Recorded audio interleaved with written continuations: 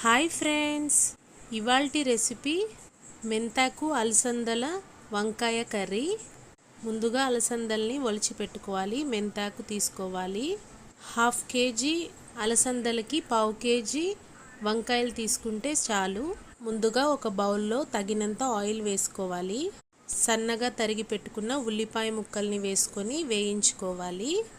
ఉల్లిపాయ ముక్కలు కాస్త ట్రాన్స్పరెంట్ అయిన తర్వాత పచ్చిమిర్చి వేసుకోవాలి. స్పైసీనెస్కి తగ్గట్టు పచ్చిమిర్చి వేసుకొని అల్లం వెల్లుల్లి పేస్ట్ వేసుకోవాలి. పచ్చివాసన పోయేంత వరకు వేయించుకోవాలి. తరువాత ఇందులో టమోటో ముక్కలు, ఒక 4 పెద్ద సైజు టమోటో ముక్కలు వేసుకున్నాను. ఇది సాఫ్ట్గా మగ్గేంత వరకు వేయించుకోవాలి. ఇందులో రుచికి సరిపడా ఉప్పు వేసుకొని బాగా కలిపేసుకోవాలి అడుగంటకుండా.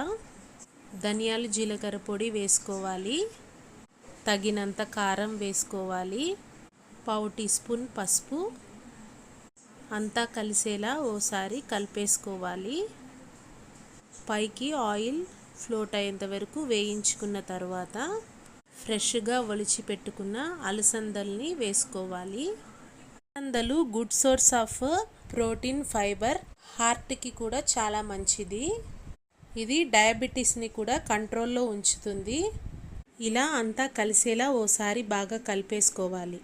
తగినంత వాటర్ పోసుకొని ఇలా మూత పెట్టి ఉడికించుకున్న తర్వాత ఇది కాస్త దగ్గర పడిన తర్వాత వంకాయ ముక్కల్ని వేసుకోవాలి. ఇలా కట్ చేసుకొని నిలువుగా. అలసందలు చాలా బాగా బాయిల్ అవుతుంది కాబట్టి ఇప్పుడు ఈ వంకాయని యాడ్ చేసుకోవచ్చు. ఓసారి అంతా కలుపుకొని ఉప్పు, ఈ స్టేజ్లో ఉప్పు కారం తగినంత ఉందో లేదో చూసుకోవాలి. 15 to 20 మినిట్స్ మూత పెట్టి ఉడికించుకోవాలి.